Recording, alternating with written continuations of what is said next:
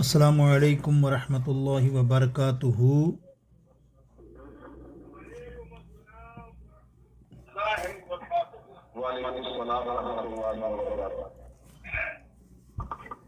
الحمد للہ رب العالمین،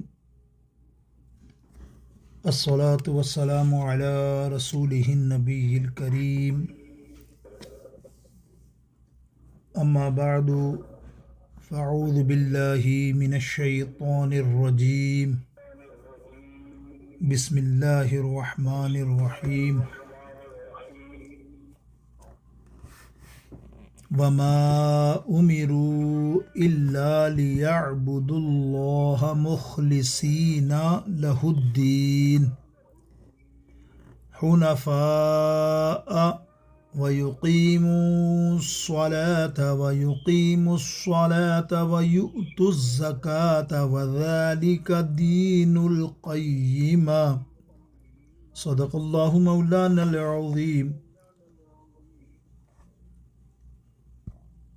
رب اشرح لي صدري ويسر لي أمري واحلل عقدة من لساني يفقهوا قولي۔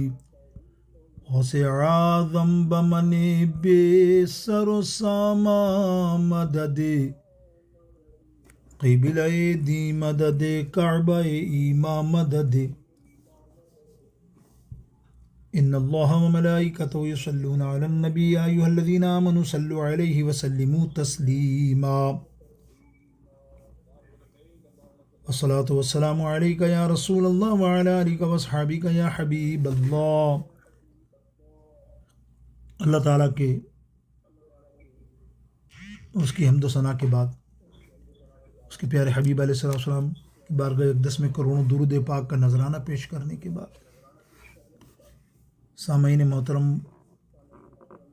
حاضرین محترم، الحمدللہ آج انشاءاللہ تعالیٰ قرآن کریم فرقان حمید کی سورہ بینہ کی ایک آیات کریمہ سے درس کا آغاز کریں گے۔ اللہ رب العزت سن کر سمجھ کر اس پر عمل کی توفیق نصیب فرمائے۔ آئیے سب سے پہلے تو بارگاہ مصطفی میں گلدستہ نعت قبلہ پیر سید عابد علی شاہ صاحب کے کلام سے مختصر شروع کرتے ہیں۔ امید کرتا ہوں تمام حضرات ساتھ مل کر درود پاک کے ساتھ اس میں شامل ہوں گے۔ پڑھیے الصلاۃ والسلام علیکہ صلی اللہ علیہ یا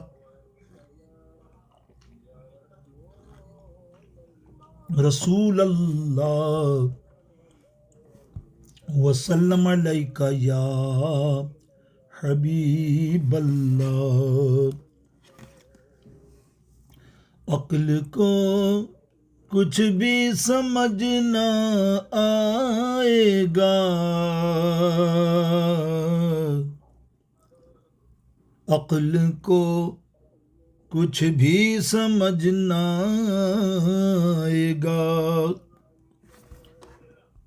عقل کو کچھ بھی سمجھ نہ آئے گا، جب مدینے سے بلاوا آئے گا۔ ذرا مل کے کہو نا، جب مدینے سے بلاوا آئے گا، عقل کو کچھ بھی سمجھ نہ آئے گا۔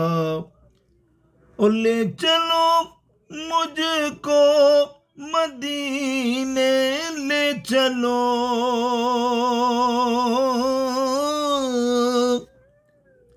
لے چلو مجھ کو مدینے لے چلو،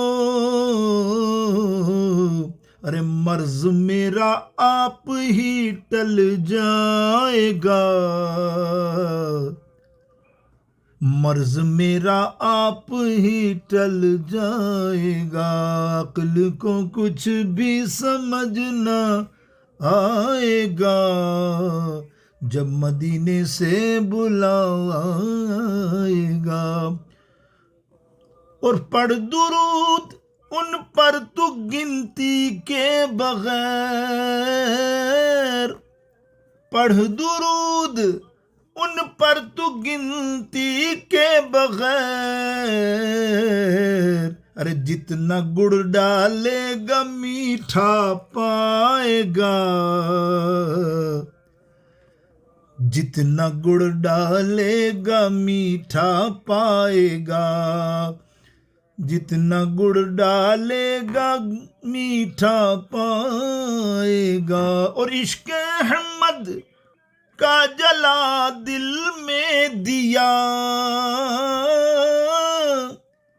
عشق احمد کا جلا دل میں دیا، ہر طرف اپنے اجالا پائے گا، ہر طرف اپنے اجالا پائے گا۔ اور اس سے بڑھ کر حشر میں کچھ بھی نہیں، اس سے بڑھ کر حشر میں کچھ بھی نہیں، وہ جھلک اپنی ہمیں دکھلائیں گے، وہ جھلک اپنی ہمیں دکھلائے گا۔ اور محفلوں سے دل کو ہے عابد سکون، محفلوں سے دل کو ہے عابد سکون، اس سے بڑھ کر اور کیا تو پائے گا، اس سے بڑھ کر اور کیا تو پائے گا، اس سے بڑھ کر اور کیا تو پائے گا، جب مدینے سے بلاوا آئے گا، آئے گا، آئے گا، انشاءاللہ رمضان میں آئے گا۔ صلی اللہ تعالی علی خیر خلقی وآلہ واصحابہ اجمعین۔ ماشاءاللہ کلام کی برکتیں آپ نے حاصل کی، نور اللہ نور قبلہ عابد علی شاہ صاحب کے کلام کی کیا بات ہے۔ تو اب آئیے الحمدللہ جملہ آیت کریمہ کے تحت مختصر سا بیان۔ یہ آیات، یہ سورہ 98 قرآن پاک کی 30واں پارہ ہے اور آیات نمبر 5 ہے۔ اللہ تعالیٰ ارشاد فرماتا ہے وَمَا أُمِرُوا، اور نہ حکم دیا گیا، الا مگر یعبد اللہ، یہ کہ عبادت کرے اللہ کی، مخلصین، خاص کرتے ہوئے، یعنی خالص عبادت، لہ الدین، اس کے لیے دین، حنفاء، یخرخ ویقیم الصلاۃ، اور قائم کریں نماز، ویؤتوا الزکاۃ، اور زکوٰۃ ادا کریں۔ یعنی ترجمہ یوں کہیں کہ ان کو صرف یہی حکم دیا گیا تھا کہ وہ اخلاص کے ساتھ اطاعت کرتے ہوئے اللہ کی عبادت کریں اور ملت حنفیہ پر قائم رہتے ہوئے نماز قائم کریں، زکوٰۃ ادا کریں، یہی دین مستقیم ہے۔ اللہ رب العزت جل جلالہ و من والہ نے ارشاد فرمایا کہ حکم تو یہی دیا گیا کہ اخلاص کے ساتھ اطاعت، یعنی آج اس آیت کے تحت ہم نے جو ماخذ اخذ کیا ہے اخلاص، اللہ فرما رہا ہے اخلاص کے ساتھ اطاعت کرنی اللہ رب العالمین جل جلالہ کی، یعنی اطاعت کرتے ہوئے اللہ کی عبادت بھی کریں اور ملت حنفیہ حنفاء پر قائم رہتے ہوئے نماز قائم کریں اور زکوٰۃ ادا کریں، اور یہی دین مستقیم ہے۔ اور اس میں دوسری آیات کریمہ قرآن پاک میں الزاریات میں بھی ہے، جس میں اللہ تعالیٰ ارشاد فرماتا ہوں میں نے جن اور انسان کو صرف اس لیے پیدا کیا کہ وہ میری عبادت کریں۔ اور سورہ زمر کے اندر ہے لہو الذین خالص، اللہ ہی کے لیے دین خالص ہے۔ اور پھر آگے فرمایا آپ کہیے مجھے یہ حکم دیا گیا کہ میں اخلاص کے ساتھ اطاعت کرتے ہوئے اللہ کی عبادت کروں۔ اب دیکھیے حنفاء کے معنی میں حنفائی فرمایا، اس کے معنی میں وہ کہتے ہیں مائل ہونا، مل جانا، یعنی تمام ادیان اور مذاہب سے انحراف کر کے دین اسلام کی طرف مائل ہو جانا۔ حضرت ابن عباس رضی اللہ تعالیٰ عنہ نے فرمایا یعنی حضرت ابراہیم علیہ السلام کے دین پر. اور سعید بن جبیر رضی اللہ تعالیٰ نے فرمایا حنیف کا معنی ہیں جو شخص ختنہ کرے اور حج کرے, اور اہل لغت نے کہا جو اسلام کی طرف مائل ہو جائے. امام فخر الدین رازی 606 ہجری کے امام ہیں. حنفائی کی تفسیر میں کہا کہ مجاہد نے کہا حنفائی کے معنی حضرت ابراہیم علیہ السلام کی دین کی اتباع کرتے ہوئے جیسے قرآن مجید فرقان حمید کا حکم ہے. یہ مختصر سا میں نے آپ کے سامنے آیت کریمہ کی ترجمے کا خلاصہ رکھا. اس آیت کریمہ سے 3 باتیں معلوم ہوئی. نمبر 1, کفار اس بات کے پابند ہیں کہ وہ اسلام قبول کر کے اللہ تعالیٰ کی عبادت کریں. نمبر 2, دین میں عقائد اور اعمال دونوں ہی ضروری ہیں. نمبر 3, وہی عمل مقبول ہے جس میں خالص اللہ رب العزت کی رضا حاصل کرنے کی نیت کی گئی ہو. حضرت ابو ہریرہ رضی اللہ تعالیٰ عنہ سے روایت ہے کہ سید المرسلین آقائے دو جہاں حضور پر نور سید عالم صلی اللہ تعالیٰ علیہ وسلم نے ارشاد فرمایا بے شک اللہ تعالیٰ تمہاری شکلوں اور تمہارے دل کے اندر معاملات کو جانتا ہے. یعنی یوں دیکھا جائے کہ تمہارا اللہ تعالیٰ کیا ہے, تمہارے مال کو نہیں دیکھتا, یعنی تمہاری معاملات کو نہیں دیکھتا کہ تم کتنے مالدار ہو, کتنے بڑے آدمی ہو, کتنے ہو. نہیں, وہ اللہ رب العزت وہ تمہارے دلوں اور تمہارے اعمالوں کو دیکھتا ہے. مسلم شریف کتاب البر کے اندر یہ حدیث پاک موجود ہے. حدیث نمبر 2564 2564. اب اخلاص اور عبادت کے معنی سمجھیں. یہ آیت کریمہ جو ہے ہماری اخلاص پر, ہماری تمام عبادات, ہماری تمام نیکیاں ماں سوائے فرائض کے, فرائض بھی, اور یہ ہم مستحب عمل کرتے ہیں شاید. الحمدللہ تمہارا میرا ایمان ہے اور عقیدہ ہے آستانہ عالیہ پر جو کام ہو رہا ہے اور جو ہوتا ہے بے شک سب نیکیوں کا معاملہ ہے. یہاں بیٹھنا, اٹھنا, آنا جانا, پڑھنا پڑھانا اور کام کرنا اپنے عمل کے ساتھ, ظاہر ہے کوئی اجرت تو نہیں ہے نا. بڑا بدبخت ہوگا یہ سوچے کہ مجھے تو اجرت چاہیے. اجرت کے بغیر محبت سے, خلوص سے اور نیکی کی اس میں دار و مدار ہوتا ہے. تو یہ سمجھیے آپ کے اخلاص اگر اس میں شامل ہو تو نور اللہ نور, وہ بندہ نوازا جائے گا, بے شک نوازا جائے گا. اس لیے کہ ہر نیکی کے اندر اخلاص ہی ہے, خلوص ہے, نیت ہے ہماری. بھائی ہماری نیت ہی سچی ہے, ہم نے کوئی کسی غرض سے کسی معاملے سے نہیں کیا, یا کوئی غرض سے ہم کسی محفل پاک میں بھی نہیں آتے. آج درس کی محفل میں جو آئیں, ہماری یہ نیت نہیں ہے کہ آئیں گے تو کھانا ملے گا تو کھانے کے لیے آ رہے ہیں, استغفر اللہ. تو وہ سارا عمل رائیگاں چلا جاتا ہے, دنیا داری نہیں, خالصتاً اللہ کے لیے. تو یہ اخلاص اور عبادت کے معنی کیا ہے کہ اس آیت کریمہ میں مخلصین کا لفظ استعمال ہوا. اس کا مصدر ہوتا ہے اخلاص. اس کے معنی یہ ہے کہ انسان جو نیک کام کرے اس کا باعث اس کا فعل اس کی نیکی ہو, اور جو فرض یا واجب ادا کرے اس کا باعث اس کے فعل کی فرضیت یا اس پہ وجوب ہو. یعنی محض اپنے رب کی رضا کے لیے اس فعل کو کرے, نہ وہ فعل کسی کو دکھانا مقصود ہو, نہ کسی کو سنانا مقصود ہو. اصل مقصود بذات اللہ, اللہ کی ذات ہو, اللہ عز و جل کی رضا ہو. جنت کا حصول بھی بالتابع مطلوب ہے, اور دوزخ سے نجات بھی اس میں شمار ہوتا ہے. کہ مطلب تورات میں تو یہ لکھا ہے کہ جس فعل سے میری رضا کا ارادہ کیا گیا ہے وہ فعل کم بھی ہو تو اللہ کے نزدیک بہت زیادہ ہے, اور جس فعل سے میری رضا کا ارادہ نہیں, یعنی اللہ کی رضا کا ارادہ نہیں, بڑا لمبا چوڑا فعل کیا گیا ہو. جناب عرس کے اندر مثال دے رہا ہوں, کسی نے کہا میں نے تو یار 25 دے کے لکھوائی تھی, میں نے 50 دے کے لکھوائی تھی. اللہ اگر اس کا فعل سچی نیت کا نہیں ہے تو وہ ایک دیکھ لکھانے والا بھی بڑا قابل قدر ہے. یہ مسئلہ ہے کہ وہ فعل اگر بہت بھی ہو تو میرے نزدیک کم ہے. اگر کوئی شخص اپنے والد کی خوشی کے لیے کوئی عبادت کرے یا اپنی اولاد کی خوشی کے لیے کوئی عبادت کرے تو اس میں اخلاص نہیں ہے. اس طرح اگر اپنی خواہش کو پورا کرنے کے لیے کوئی عبادت کرے تو اس میں بتائیے اس اخلاص کہاں ہوگا.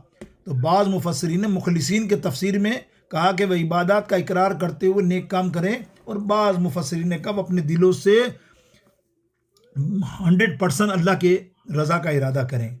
زجاج نے لکھا کہ وہ صرف اللہ وحدہ کی عبادت کریں, کسی اور کو شریک نہ کریں. میرے دوست بزرگوں, عبادت کے معنی تذلیل، یعنی تذلل کہتے ہیں نا جس کو، اصطلاح شروع اس کے معنی ہیں، یعنی تذلل، اللہ کے لیے انتہائی تعظیم اور اپنی انتہائی عاجزی اور تذلل سے کی ہوئی اطاعت، جس سے اللہ کے کسی حکم پر عمل ہو۔ بچے کی نماز کو عبادت نہیں کہتے کیونکہ وہ اللہ کی عظمت کو نہیں جانتا، اس لیے اس کے فعل میں انتہائی تعظیم ہوگی۔ اس طرح یہودی کی نماز بھی عبادت نہیں ہوگی کیونکہ اس میں بھی انتہائی تعظیم تو ہے، لیکن اس کی نماز اللہ کے لیے نہیں ہے کیونکہ اسلام کے علاوہ باقی تمام شرائع اور منسوخ ہو چکی ہیں۔ اس طرح جو لوگ جلدی جلدی نماز پڑھتے ہیں اور پوری طرح رکوع اور سجود نہیں کرتے ہیں، ان کی نماز بھی عبادت نہیں ہے۔ بظاہر وہ نماز پڑھتے ہیں، دل میں خوش ہیں نماز پڑھ لیا، کیونکہ ان کی نماز میں نہ انتہائی تعظیم ہے اور نہ ہی اس طرح نماز پڑھنے کا ہمیں حکم دیا گیا ہے۔ وضو میں نیت کی فرضیت کی دلیل، اس کا بھی جواب امام فخر الدین رازی رحم اللہ تعالی علیہ، تقریباً میں نے بھی بتایا 606 ہجری کے امام ہے۔ اخلاص کے معنی یہ ہے کہ نیت خلاصہ، اور ہر عبادت میں نیت خلاصہ ضروری ہے، یعنی وہ عبادت صرف اللہ کی رضا کے لیے کی جائے، اور چونکہ تمام لوگوں کو یہ حکم دیا گیا ہے کہ وہ اخلاص کے ساتھ عبادت کریں، اس لیے ہر عبادت میں نیت کرنا ضروری ہو۔ اس لیے امام شافعی یہ کہتے ہیں کہ وضو کرنا بھی عبادت ہے، اس لیے کہ وضو میں نیت کرنا فرض ہے۔ تفسیر کبیر جلد نمبر 11۔ اسی طرح امام قرطبی، امام احمد مالکی قرطبی رحمۃ اللہ تعالی علیہ 668 سنہ ہجری ہے، اور جامع القرآن اور تفسیر قرطبی جو مشہور ہے ان کی، وہ اس آیت میں یہ دلیل ہے کہ عبادت میں نیت واجب ہے کیونکہ اخلاص قلب کا عمل ہے، اس سے صرف اللہ کی رضا کا ارادہ کیا جاتا ہے اور کسی چیز کا ارادہ نہیں کیا جا سکتا۔ امام رازی، اس آیت میں الخصا کا حکم دیا گیا، یعنی عبادت میں اللہ کے غیر کو شریک نہ کیا جائے، کیونکہ اخلاص شر کی ضد ہے اور اس کا نیت کے ساتھ کوئی تعلق نہیں، نہ نیت کے ہونے میں، اس لیے نیت کو واجب کرنے میں اخلاص سے استدلال کرنا صحیح نہیں ہے، کیونکہ جو شخص ایمان لے آیا اس نے عبادت میں اخلاص کر لیا، شرک کی نفی کر دی، بس یہی ہے احکام القرآن کے اندر۔ میرے دوستوں، امام قدامہ حنبلی رحمۃ اللہ تعالی علیہ، یہ بھی 620 ہجری کے امام ہیں، نیت کی شرائط میں سے ہے، یعنی نیت طہارت کی شرائط میں سے ہے، نیت طہارت کی شرائط میں سے، بغیر نیت کے وضو صحیح ہے نہ تیمم، نہ وضو صحیح ہوگا نہ تیمم اور نہ غسل۔ امام مالک، امام شافعی کا بھی یہی قول ہے، اور فقہائے احناف نے بھی یہی کہا کہ پانی سے طہارت کے اصول میں نیت شرط نہیں، نیت صرف تیمم میں شرط ہے، کیونکہ اللہ تعالیٰ نے فرمایا جب تم نماز میں قیام کا ارادہ کرو تو اپنے چہروں کو دھو لو۔ اس آیت میں وضو کے شرائط کا ذکر کیا گیا ہے اور نیت کا ذکر کیا ہے۔ اگر نیت وضو کی شرط ہوتی تو اللہ تعالیٰ اس کا بھی ذکر فرماتا، کیونکہ امر کا تقاضا یہ ہے کہ جس چیز کا امر کیا گیا ہے اس پر عمل کرنے سے معمور حاصل ہوتا ہے، لہذا چہرے اور ہاتھوں اور پیروں کو دھونے اور سر کا مسح کرنے سے وضو حاصل ہو جاتا ہے۔ نیز یہ پانی سے طہارت کو حاصل کرنا، اس میں نیت کی ضرورت نہیں ہے، جس طرح نجاست کو پانی سے زائل کرنے کے لیے بھی نیت کی ضرورت نہیں ہے۔ علامہ ابن قدامہ حنبلی فرماتے ہیں ہماری دلیل یہ ہے کہ حدیث میں ہے اعمال کا مدار صرف نیت پر ہے، صحیح بخاری، لیکن بغیر نیت کے وضو صحیح نہیں ہوگا۔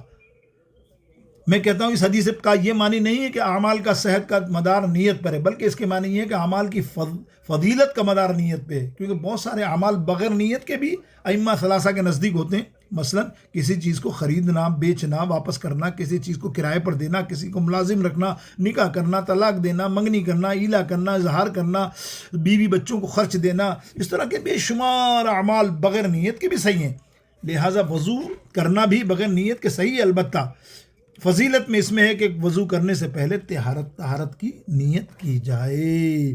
میرے دوستو بزرگوں، یہ مختصر سا آج درس تھا، اللہ تعالیٰ قبول فرمائے اور ہم سب کو اس پہ عمل کی خاص توفیق نصیب فرمائے۔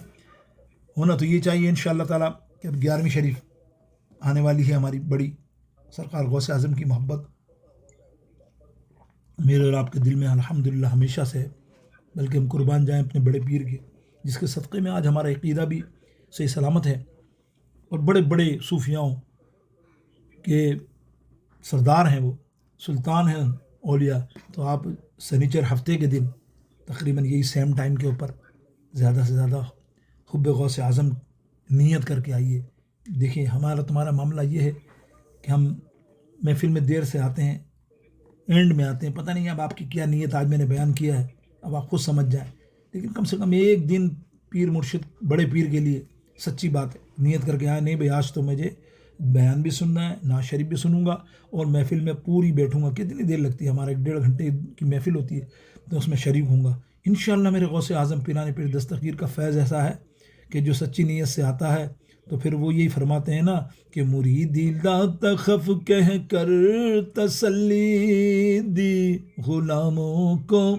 یہ غلام کون ہوتے ہیں؟ سچی نیت والے ہوتے ہیں، اخلاص والے ہوتے ہیں. سن لیجئے، یہ نہیں کہ آخری ٹائم پہ آ کے تم کو با میں ہوں باپو آؤں تو بے تو آؤں تو بہو بہو گوشت پاک جو چاہنے والوں ہو، تیری چاہت اور تیرے آنے میں بھی فرق ہے. آنا اس لیے ہوتا ہے کہ تو ریگولر آنے والا ہے. تو کبھی کبھی آئے تو آدمی مانتا شرعی عذر ہو گیا، کام ہو گیا، مسئلہ ہو گیا. تو ریگولر ہی لوگ چہرے دیکھ کے بتا دیتے ہیں کہ 10 آدمی تو ریگولر ہیں، ایگزیکٹ ٹائم پہ آتے ہیں. تو پھر کیا کہے گا تو کسی کو، تو ہمیں کیا کہے گا؟ حضور غوث پاک تیری نیت کو جانتے ہیں، اللہ رب العزت سے جاننے والا، بہتر جاننے والا کون ہے؟ پھر تیرا کیا معاملہ ہو؟ مسئلہ مطلب صرف خدا نہ خواستہ یہ نہیں ہے، مطلب ہے اصلاح کرانا. جو نہیں آتے ان سے ہمارا کیا تعلق؟ ان سے تو کوئی تعلق نہیں نا. جو آتے ہیں اپنے ساتھ 11 آدمی کو لاؤ. میں دعا کرتا ہوں غوث اعظم پیران پیر دستگیر کی وسیلے سے، یا غوث اعظم آج میں ان سے نیت کرا رہا ہوں 11 آدمی کو لانے والے کا آج تم اس کے بیڑا پار فرما دینا، اس کی ساری مشکلوں کو دور فرما دینا. مشکل کشا ہو سرکار غوث اعظم کہ سب کی مشکل میں غمخوار میرے غوث اعظم کر دو بیڑا پار میرے غوث اعظم جیلانی رضی اللہ تعالیٰ عنہ. اللہ تعالیٰ آپ سب کو، مجھ کو محبت کے ساتھ اس دین مدین اور دین کا عمل کرنے میں بھی اللہ ساتھ رکھے. اے اللہ آستانہ عالیہ کو عروج عطا فرما دے، آستانہ عالیہ کی مشکلات میں دور فرما دے، آنے والوں کی تمام مشکلات کو دور فرما، غیب سے مدد فرما، روزی روزگار میں برکت عطا فرما. بے شمار مسائل ہے تو حل کرنے والا ہے رب العالمین. تیری نظر کرم ہو، سب کا بیڑا پار ہو جائے. ہمارے ساتھ کی بابا کو بھی صحت کاملہ عاجلہ نصیب فرما. انشاءاللہ تعالی ہفتے کے دن سیم ٹائم پہ 11 بجے ہم ملیں گے. میں چاہتا ہوں کہ آپ زیادہ سے زیادہ ہوں. مجھے دعا میرے کو دینی ہے، وہ میں ان کو کہتا ہوں مجھے فوٹو لکھ کے بھیج دیا کرو. بس جتنے لوگ آئیں میں سب کو، کچھ کو تو جانتا ہوں، جس کو نہیں جانتا وہ غائبانہ ان کے لیے بیڑا پار ہے. وصلی اللہ تعالی علی خیر خلقہ وآلہ وصحبہ اجمعین برحمتک یا ارحم الراحمین.